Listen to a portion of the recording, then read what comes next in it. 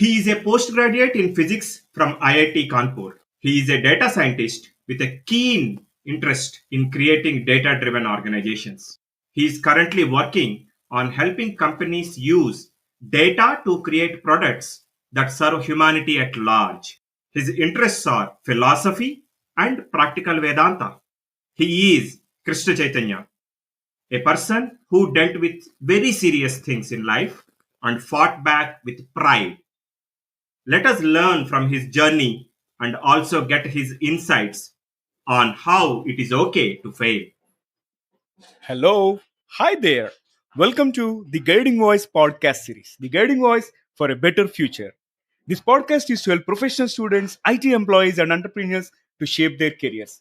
Dear listeners, in every episode, we interact with industry experts, or thought leaders, or academicians, or coaches across the globe to drive some insightful conversations that will help each one of you learn great things. Also, we share an interesting trivia or a fun fact about the IT world or technology towards the end. So stay tuned towards the end in order to learn and make most of this episode. Thank you so much for tuning in. This is Naveen Samala and with my co-host Sudhakar Nagandla.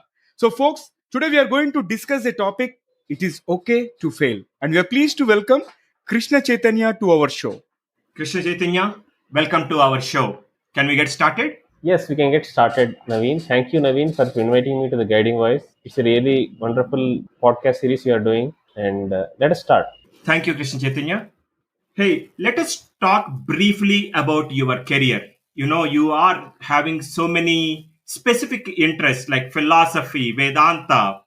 Okay. After completing my post graduation in physics from IIT Kanpur in 2011, I worked as a software engineer for 2 years. I realized that the demand for software tools I was working with was declining at that time and have done extensive research on tools that have good prospects. It is during 2013 I came to know about data science, big data, and machine learning. I resigned my job and have done a course on these latest technologies. I have been properly rewarded in terms of my career for the past 7 years. I have been into data sciences for the past 7 years, helping companies with valuable insights from data that is available with them. I have majorly worked with companies in the AdTech domain. Excellent. So, Krishna Chaitanya, you talked about the data driven decisions, which is the current topic, hot topic, I would say, in the industry, right? Because each one Yes. of us want to make a decision based on data. And there are some decisions that we take which do not result into the expected positivity and we fail. So, what exactly is failure in general and why people are so afraid about failure? Okay, it's a good question. Let us try to understand what failure is. We should start with the definition of failure. Like, so to be generic enough so that the listeners will understand it, I tried to take definitions from Wikipedia. So, what does Wikipedia say about failure? It says failure is a state or condition of not meeting a desirable or intended objective and may be viewed as opposite of success. Now, let us concentrate on the phrase opposite of success. So let us understand now what success is. Like success is the antonym of failure. So if we go to Wikipedia back again and search for success, it says success is the state or condition of meeting a defined range of expectations. So as per the logical flow, success is about expectations we have about something in our lives. Who creates these expectations? We ourselves create these expectations. Let us call the entity which creates these expectations as self.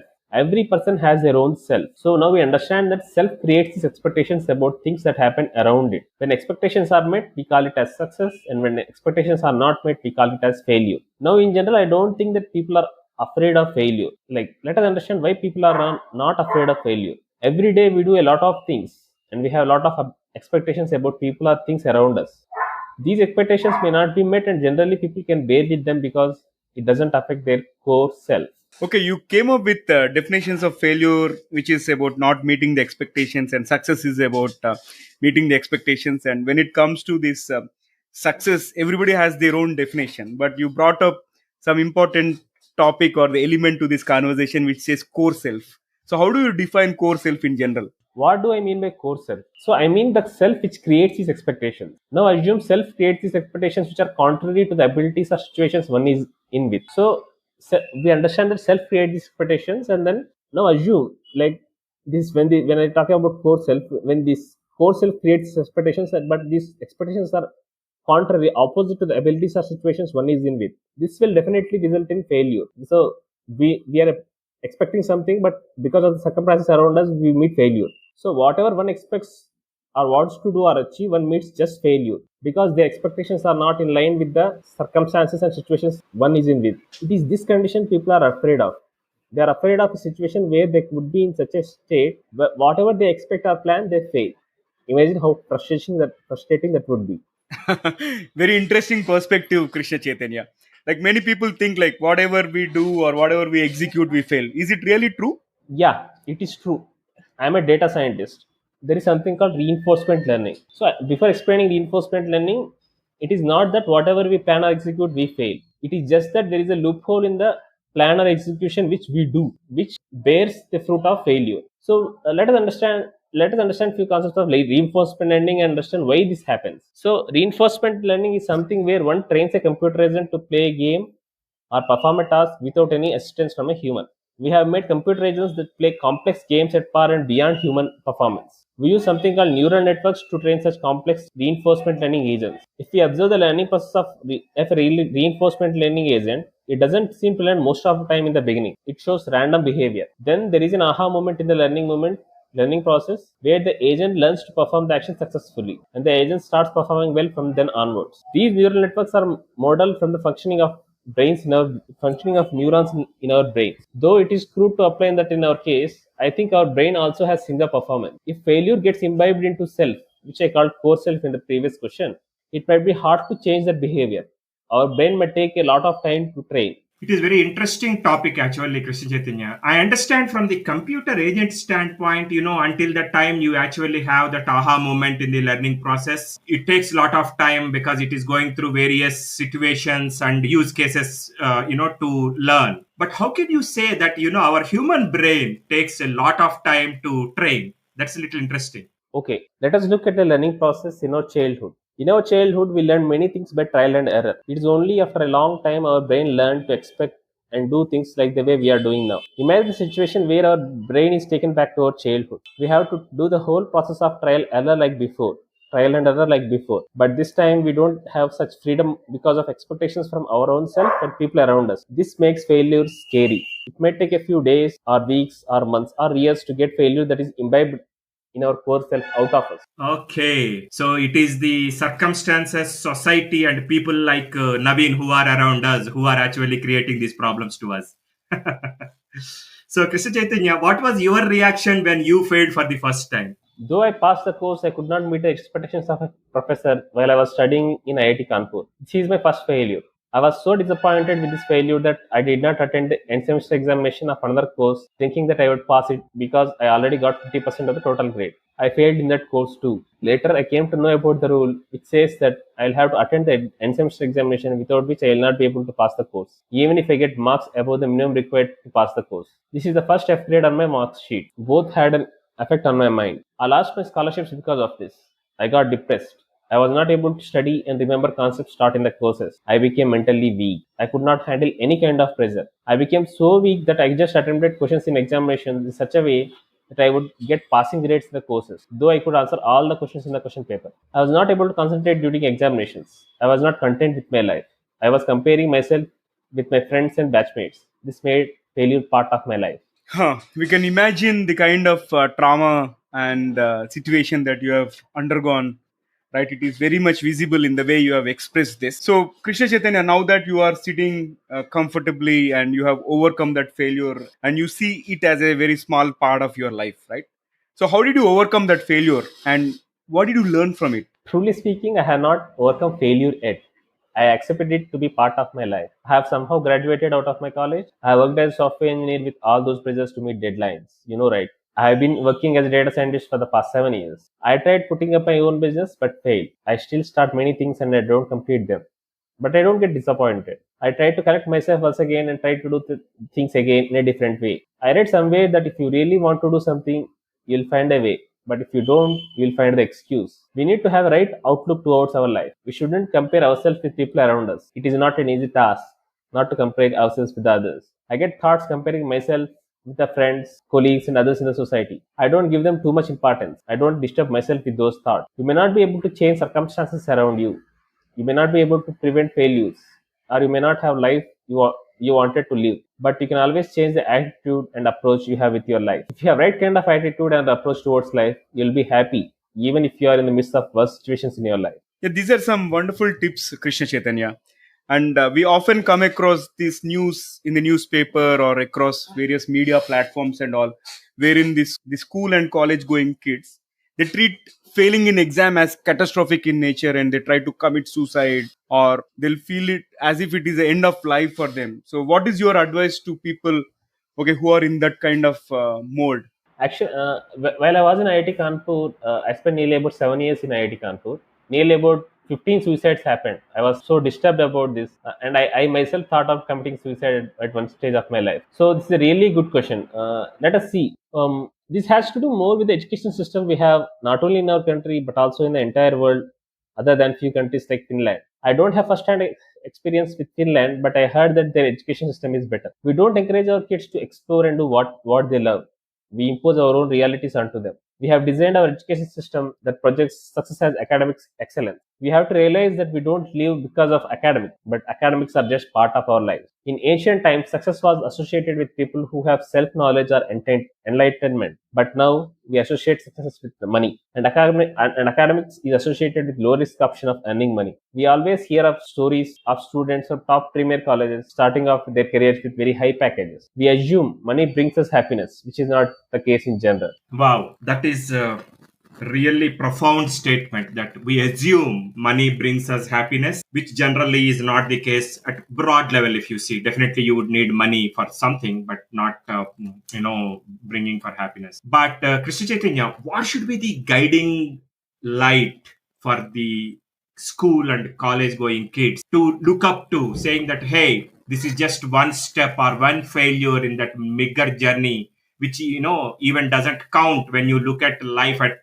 a broader sense. So what should be that one thing that they can look up to? We have to teach our kids that failure is part of our lives. Examinations are not end of our life. I heard about a story of a great scholar of Andhra Pradesh who used to study each academic year twice. Someone questioned him about why he failed the exam even though he is intelligent. His reply was that he failed because he wanted to read the subjects again to imbibe the knowledge from them. If such great scholars themselves accept academic failure to be part of their life, why can't we follow the same path he followed? I am not asking people to fail willingly, but if they fail, let them accept it and get on with their lives. My advice to school and college going kids is to explore knowledge and learn from whatever opportunities they get. They wouldn't get such time and energy again in their lives once they get into jobs and start taking responsibility as members of their families in global cities. So when I say explore knowledge, what do I mean by explore knowledge? I have explored knowledge while I was studying in IIT Kanpur. I have taken courses in philosophy, psychology, sociology, economics, management,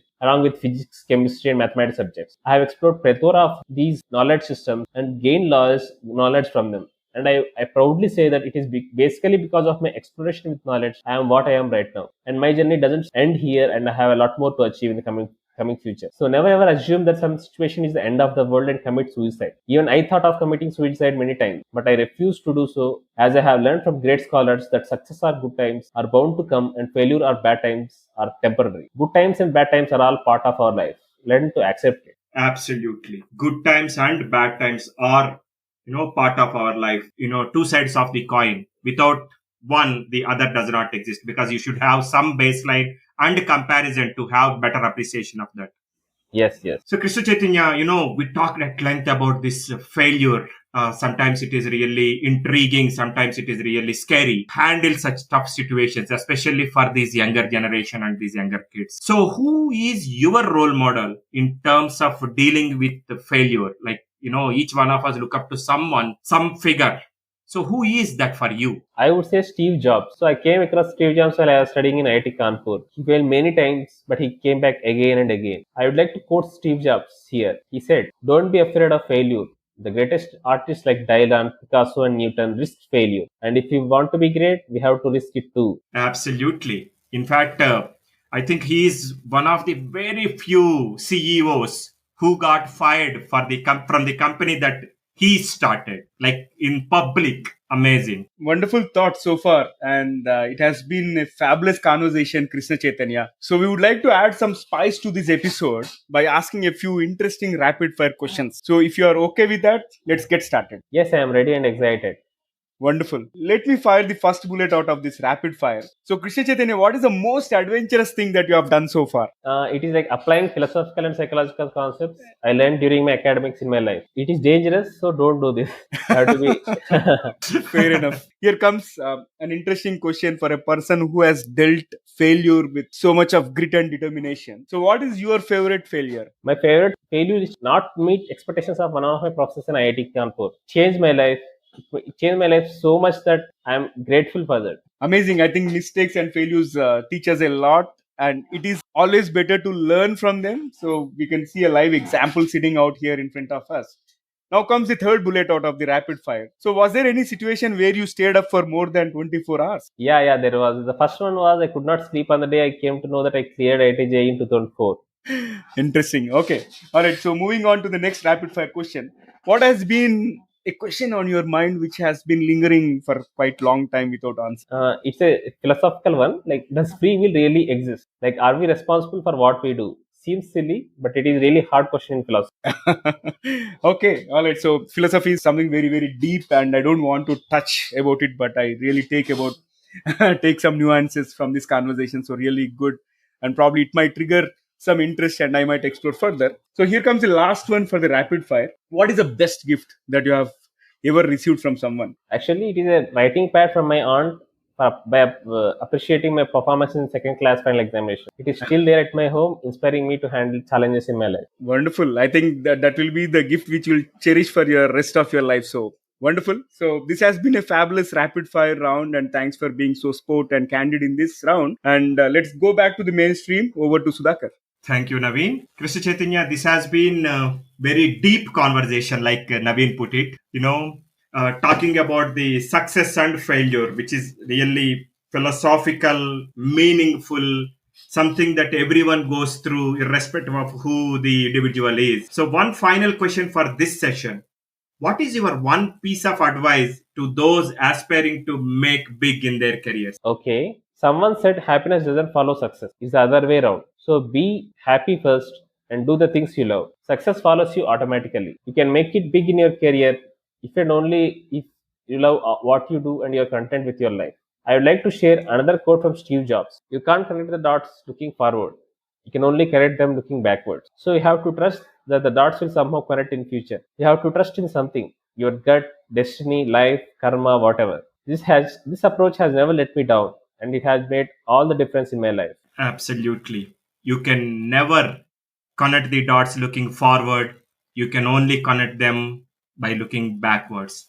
And for those who are interested in this, Steve Jobs had an amazing session with the Harvard students, a 17-minute video on YouTube.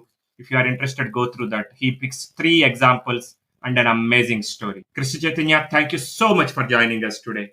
It was a great topic and having a great conversation about this philosophical topic, I would say, or a topic with the philosophical, inclination towards it.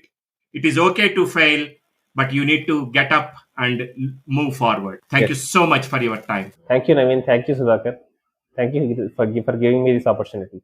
It was a pleasure hosting you, Krishna Chaitanya, and thanks again for being here. And thanks for being part of the Guiding Voice journey in shaping the careers and lives of millions across the globe. Appreciate it. All right, so it brings us to the trivia segment of today's episode. And today's trivia is about desktop wallpapers. And folks, here comes the question for today. What is the name of the landscape wallpaper which is very popular and it was prevalent in almost every desktop which came as a default on Windows XP operating system? I know you are thinking, but let me tell you, it is Bliss. The name of the wallpaper is Bliss. And it was an original photo captured in Sonoma County, California by National Geographic photographer Charles O'Rear in 1996. Then he sold it as a stock photo to the image licensing agency Corbis, which was later purchased by Microsoft in the year 2000. And the picture, popularly known as Bliss, soon became one of the most viewed photographs in the world. when it was set as a default desktop background in Windows XP. Like as I am sharing this particular fact, it is still flashing on my mind. So that's how popular that Bliss wallpaper is. And one other interesting fact is this Orier, the original photographer, took the photo on a film with a medium format camera while on his way to visit his girlfriend, and many people thought it was a edited or a photoshopped version of the photograph, but he insisted that it is not the case. However, the iconic landscape is now used to produce grapes. Interesting, isn't it? Thank you for listening. There is more in store, folks. Stay tuned. Take care. Be safe. Until next time, bye bye. And we are signing off for today. See you all in the next episode with another wonderful guest.